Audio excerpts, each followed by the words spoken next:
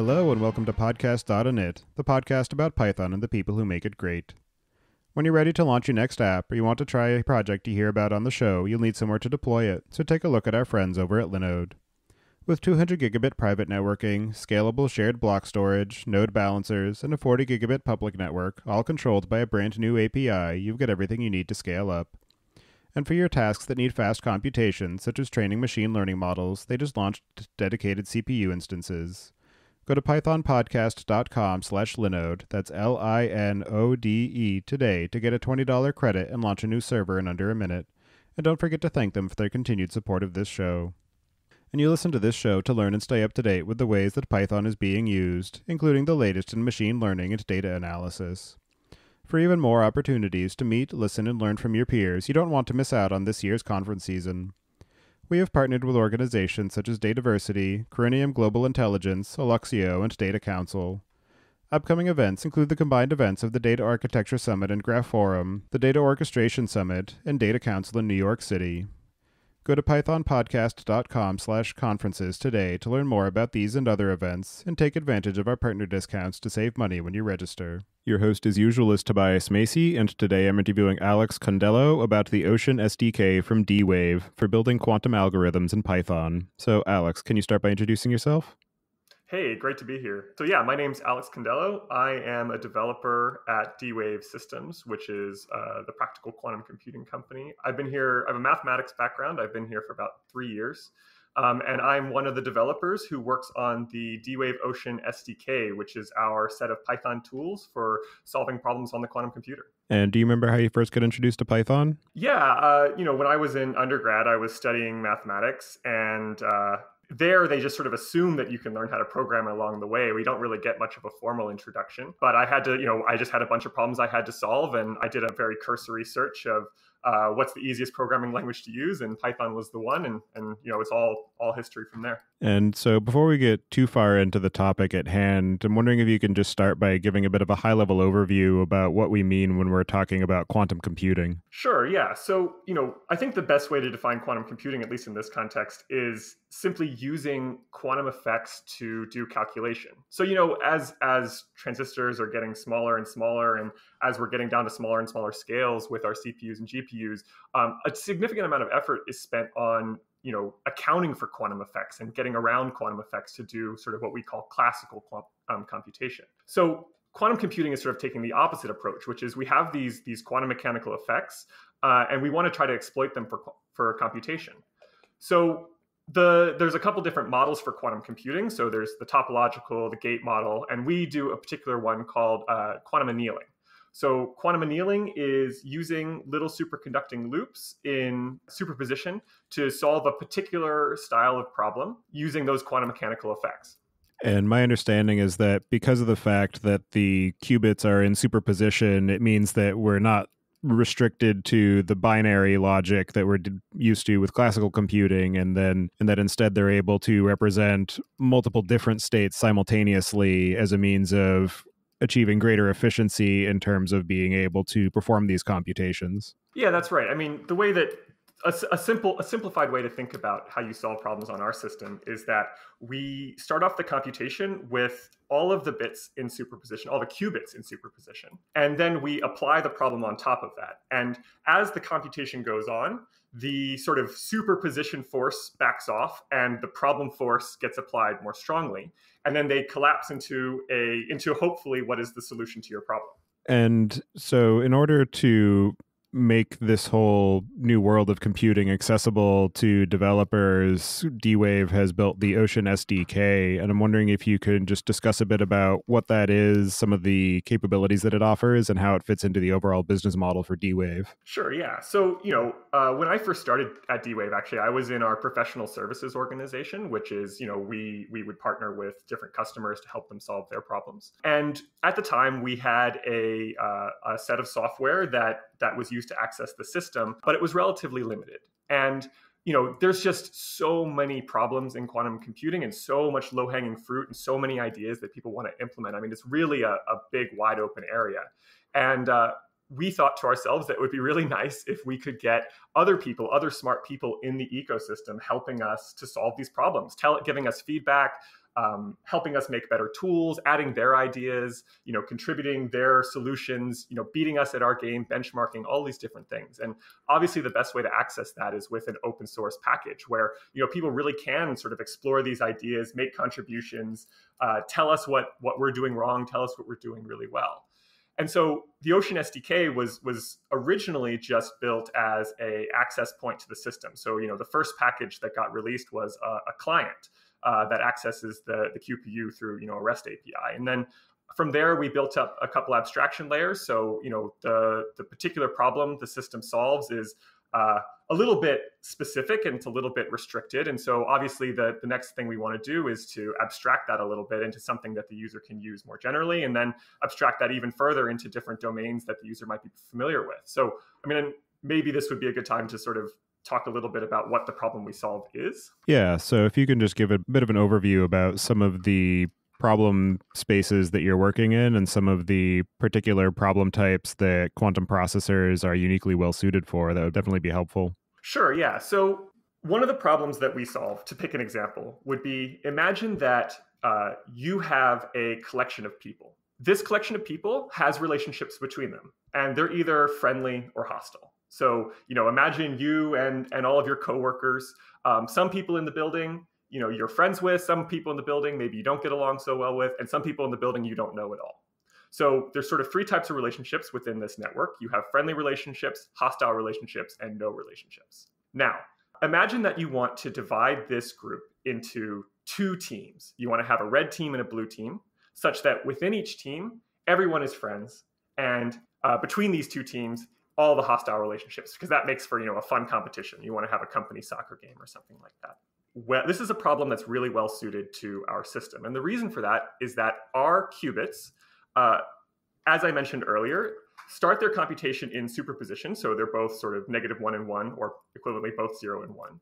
And they end their computation in a classical state. So they've picked either 0 or 1, which corresponds to those two teams that I've described. The other thing that is important to understand about our qubits is that they're connected pairwise. So one qubit has a relationship with another qubit, but there's no sort of three-way relationships. I don't have relationships between three qubits, which corresponds to our social network that I described before, where I'm friends with you, but I'm not so much friends with this other person. So fundamentally pairwise relationships. And at the end of it, you want to minimize the number of violations to a rule.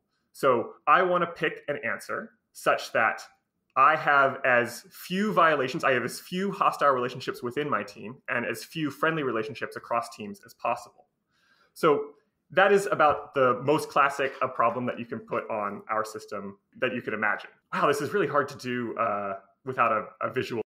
Obviously describing this, over an audio format is kind of tricky. So what I would really encourage everyone to do is go check out Leap, which is our online platform for solving these sorts of problems.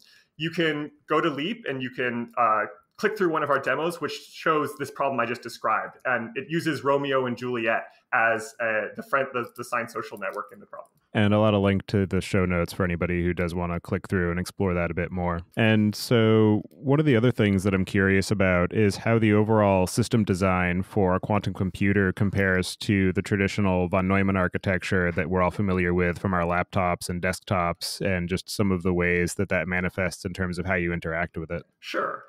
I think one of the best models you can use for understanding how we interact with the system is that it's much more of a coprocessor than anything else. So you can think of it as a GPU in the sense that when I'm solving a problem on the system, I am always starting with it, solving it just the way I normally would. I start with a regular Python program or whatever your language of choice is.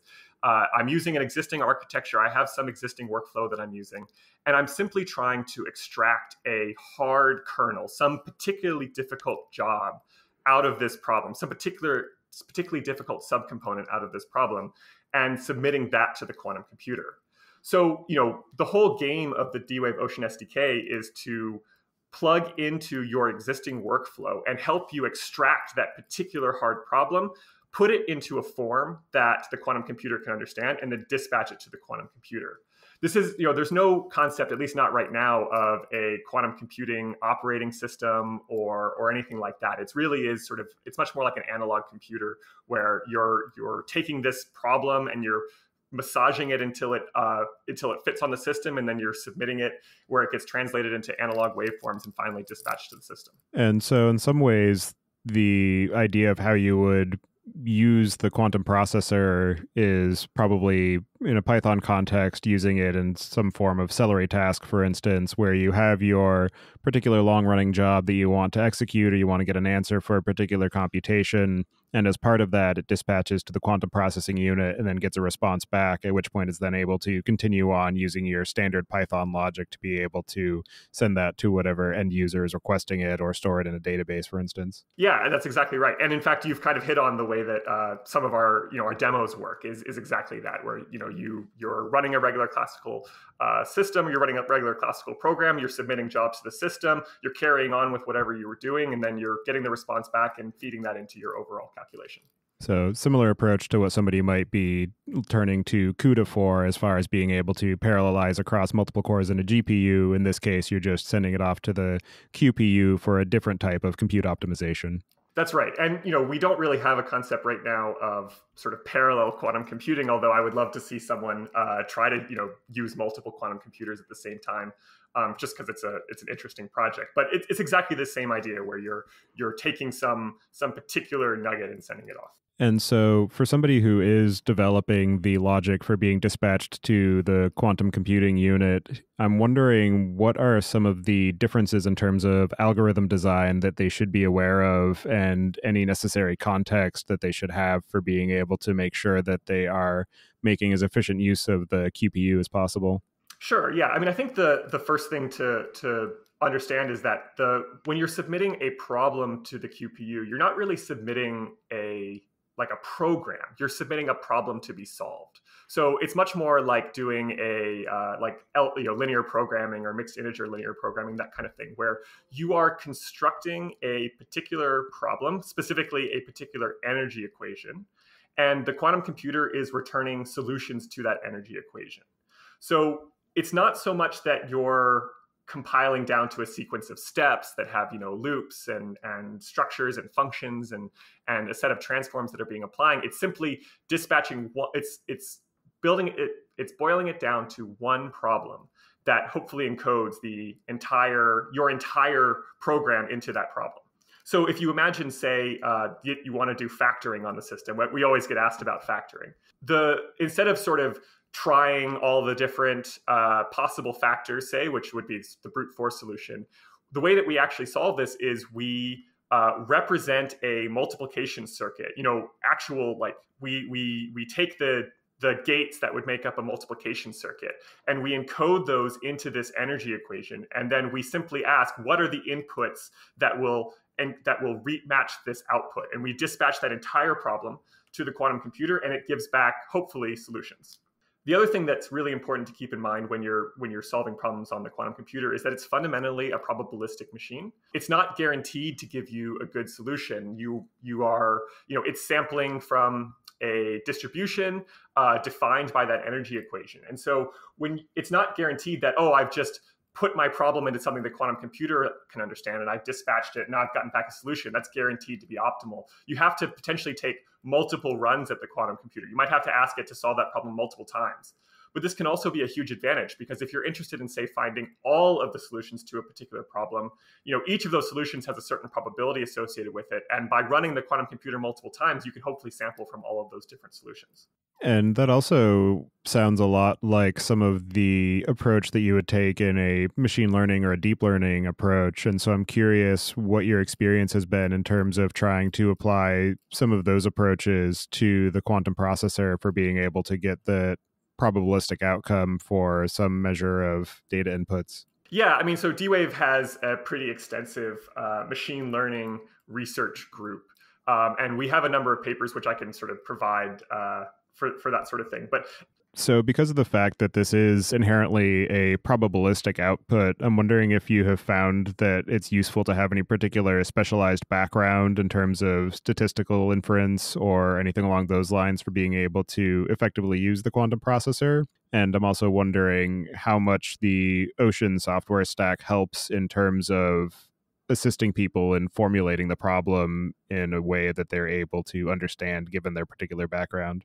Sure. So one of the main ideas with the Ocean SDK is that it's kind of pick your own level of abstraction. So, the way that you ultimately end up interacting with the quantum computer is through a REST API. And the job that you submit to that REST API is about as close to a quantum machine instruction as we can reasonably put up. We really do try to make sure that all of the knobs that we have available on the quantum computer are available to the user. And when we, invent a new knob that you can turn on the system, we work very hard to get that available to the user as quickly as possible. So if you're a physicist and you have a physics background, you're more than welcome to interact with it at that level. And in that case, you might need a degree in physics. That said, D-Wave is trying to, is the practical quantum computing company. And we really want to make sure that it's available to all of the users. So to use the Ocean SDK, really the only background you need is a little bit of a Python background.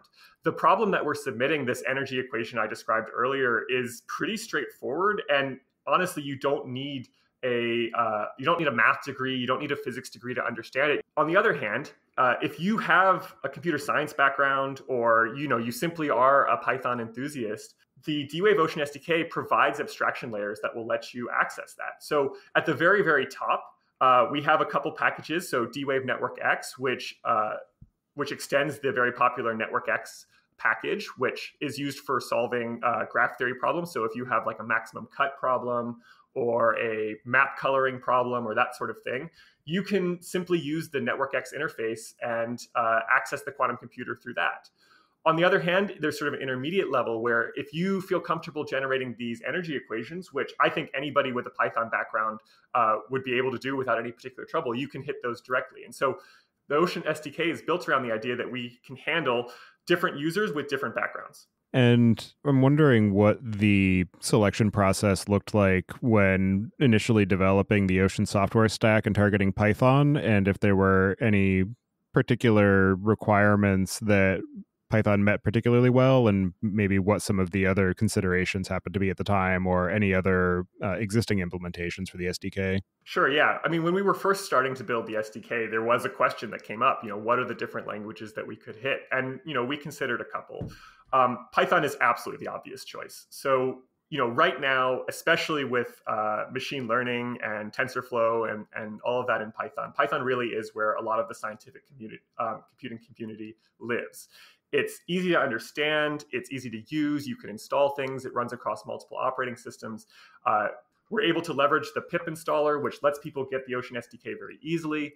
It's really just, it's a no-brainer to use Python because we can hit the most users and we can hit the user community that we want to hit the most, which are, curious people who are interested in trying new and exciting things and interested without having to write, huge amounts of boilerplate in order to get there. They can get started right away. So digging deeper into that, can you talk through a bit about how the Ocean software stack is implemented and just some of the overall integration process for making sure that it works effectively with the QPU that it's targeting? Yeah, I mean, so most of Ocean actually is written as a pure Python stack. I mean, we simply, at the bottom, we have a relatively simple client that puts together a REST API call, doesn't use anything fancy to do that. There's a couple places where we have some hard computational tasks. And in that case, we're leveraging sort of the Python library to write some code in C and then, bind that into Python.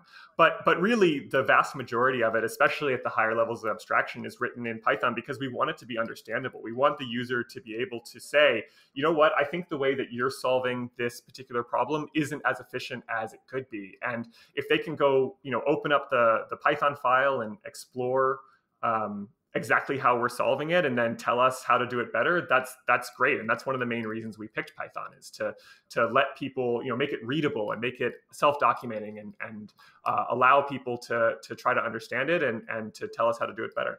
And I'm wondering what you have found to be some of the most interesting or challenging or unexpected aspects of your work on the Ocean software stack, as well as your experience of working with these quantum algorithms. Yeah, I mean, I think the most interesting thing has been what users want to try. I mean, when you come at the quantum computer with no background in quantum computing, most people want to throw whatever hard problem they have in front of them onto the quantum computer. And quantum computing is still relatively young, and it's not that every problem that you can solve goes sort of naturally onto the quantum computer. So I think the surprising thing has been how much success people have had solving their problem when I would have been like, no way, there's no way that'll work on the quantum computer. And then they come up with some clever trick, and they use some clever encoding and are able to get it on the system using our software. And it's really gratifying to see people doing these off the wall things, and sometimes it works, and that's really an amazing thing, and in fact a vindication of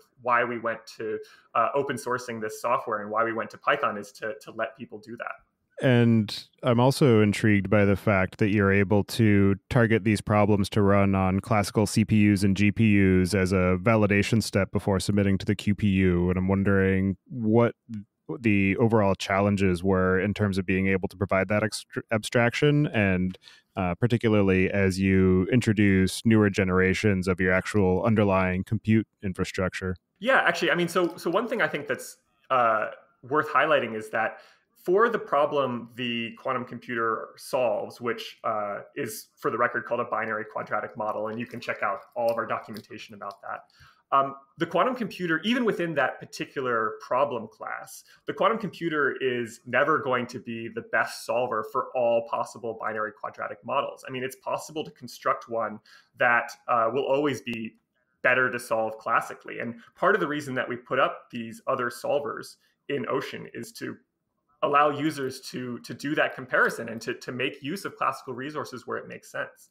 And so I think one of the biggest challenges for us has been, what is the most useful set of these classical solvers to put out there? Because we want to make sure that they are complementary to the quantum computer, so that, if we have a particular problem class that we know not to be a great fit for the quantum computer, then we want to put something out. We don't want to block people from solving that problem. And so we want to put something up that will help fill that gap.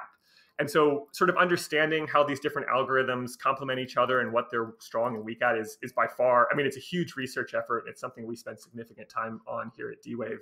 And then making those available to the user is, there's simply an implementation effort that comes with that. But yeah, I think it's picking what to do is by far the biggest challenge, because there's so much low-hanging fruit in this area, which makes it really exciting because, I'm never short on new ideas to implement or things that I would like to do. And I think people who contribute to the software are in the same position where, there's almost any idea is going to be the first time someone's done that and the first opportunity to do it. And probably, it's a good idea and it should be included.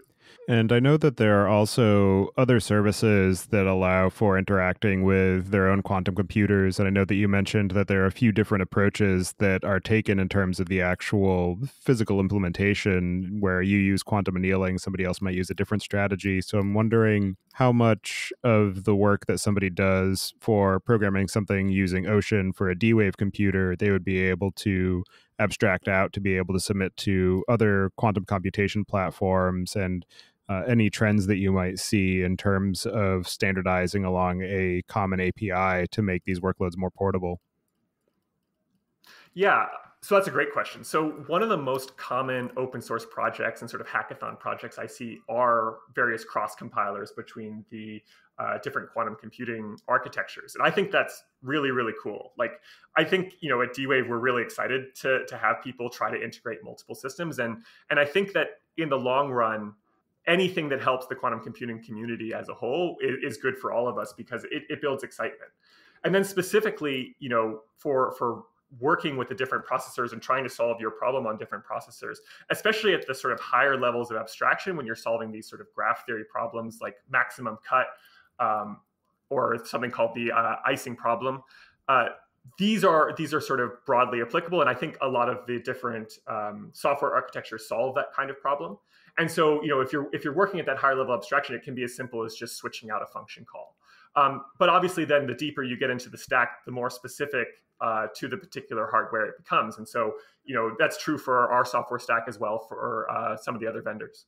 One of the other things that I'm curious about is if there are any differences between the different hardware generations as far as how they are constructed for being able to solve different problems, and any constraints that are enforced in terms of trying to maintain the same interface for backwards compatibility with the software stack that you're building. Yeah, that's a great question. So the fundamental problem that we solve has not changed over all the generations of the D-Wave system. So, we've been fundamentally solving this binary quadratic model problem from the beginning. So, in one sense, nothing's changed. In the other sense, we've increased our qubit count enormously and our connectivity. So, over time, we have been increasing the number of qubits available to the system. So, one of our first systems that we made available to customers had 500 qubits. Our new Advantage system has 5,000 qubits.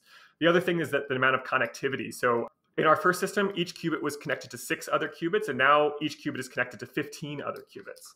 So the size of problem that you can solve on the system has increased enormously, and the complexity of the problem that you can solve on the system has increased enormously over the different generations. The other thing that I'll mention is that over time, we've increased more and more sort of control knobs and finer tuning systems that let you finely tune the way the processor is working on your problem. And along with that, in the Ocean SDK, we've released a lot of sort of auto-tuning functions that help you use those parameters. And so if you had a problem that ran on that original system, using the Ocean SDK, you can continue to run it on the newer systems. And the main thing that you'll see is that you can solve larger and larger problems. On the other hand, you can still make use of all these new and exciting features. And then in terms of scale, I'm curious how you approach that as far as ensuring that anybody who submits a problem to the QPU doesn't get put into a long backlog waiting for their results, given that there is inherently a limited number of these units available. And my understanding of the service model is that it's a time-sharing approach similar to what we used to have in mainframes in the early days of computation. Yeah, sure. So D-Wave is a real-time computing platform. So, we have a couple QPUs that are online and publicly available in Leap right now. And when you submit a problem, it simply goes into a queue. And, we have the capability of scaling the number of QPUs that are available so that we can make sure that we're meeting demand. And then I'm also curious about some of the most interesting or innovative or unexpected ways that you've seen developers use the Ocean SDK and the quantum processors that you're exposing. And also, if you can talk a bit about the Leap platform that you've mentioned a couple of times and how that fits in with your overall product offerings. Sure. So maybe working backwards through that, the Leap platform is our online platform for training and accessing the quantum computer. So when you log into Leap, you will immediately get 1 minute of free time on the quantum computer. You'll be able to, see how much time you've used. You'll be able to access demos and different documentation resources. It's the one-stop shop for accessing the quantum computer. In terms of exciting applications that people have put on the system, I think one of the coolest ones is out of the Los Alamos National Labs. So before I mentioned this idea of when you're submitting a problem to the quantum computer, you are submitting a problem and it's simply giving you back an answer. You're not submitting a full program. I think one of the most unique ways that I've seen people to use the quantum computer is out of Los Alamos National Labs. There is a compiler that takes a restricted set of C code and will compile it into that problem that I described so that you can run it on the quantum computer. Now, this is done very inefficiently. The number of qubits you would need to encode even a relatively small C program is enormous, but nonetheless, I think this is a very, very cool and exciting and unique direction to take quantum computing. And so you mentioned that when you sign up for Leap, you get a free minute of computation on a QPU. So I'm wondering if you can just give a bit of an idea as to how much real-world usage that equates to, because from the outside perspective, 1 minute doesn't seem like a lot, but if the QPU is able to solve your problem in some thousandth of a second, then it does end up being a substantial amount of compute. So I'm curious if you can just give a bit of a real world example of a problem that somebody might submit, and then how much of their free allocation that would end up using, and how many times they'd be able to take advantage of that before they ran out. A really classic problem that someone might want to submit to the system is, imagine I have a set of pipes. And these pipes intersect at a bunch of different junctions. And I want to pick the smallest set of junctions such that I can monitor all the pipes. Now, this is a really classic vertex cover problem, and that's about as native a quantum computing problem as could possibly be solved. That's really, really close to what our system actually solves. And in terms of the amount of computation that you can get with a minute, each run of the system typically takes about 15 milliseconds per run. So you can actually do an enormous number of runs on the quantum computer in that minute. And I'm wondering how you approach metering of the usage for people who are submitting their problems to be able to count up those 15 millisecond intervals up to whatever their either free or purchased allocation happens to be. Sure. Actually, that one for us is really easy because each anneal of the quantum computer takes that fixed amount of time. So, when we actually run the problem on the system, it's being run for a certain duration. And so really, it's just a counting problem. So when you submit a problem to the system, as I said, you're putting together this sort of energy equation. And then you're simply saying, I would like to run the quantum computer on this equation n times. So that could be 5 times, 10 times, 100 times, 1,000 times. And we can just do the multiplication to do that. When you have that sort of free minute, we're not counting sort of the pre-processing time and the post-processing time that it takes to run on the system. Because that, I'm sure, is just running on classical computers that you're able to scale out as needed using either on-premises resources or cloud capacity. That's right. And as you look to the future of quantum computing and the capabilities that they provide, I'm wondering what you personally are most excited about. I think I'm most excited about hybrid applications. So, D-Wave, we recently added a new package to our SDK called D-Wave Hybrid. This is the idea of combining classical and quantum resources together in order to solve your problem. So, before I described this idea of different problems fit better on different types of resources. So you might want to use classical resources for this problem and quantum resources for this other problem. But there's this whole area that, we're really just scratched the surface of, which is using both. So this is things like pre-processing with classical, post-processing with classical or with quantum. This is running something simultaneously on classical and quantum. This is using quantum to guide a classical computation. There's just a huge number of combinations and a vast area that hasn't been fully explored. And also looking forward, I'm curious if there are any particular challenges that you anticipate the overall industry having to deal with, and just any concerns that you might have as far as user uptake or just overall challenges that exist in the space.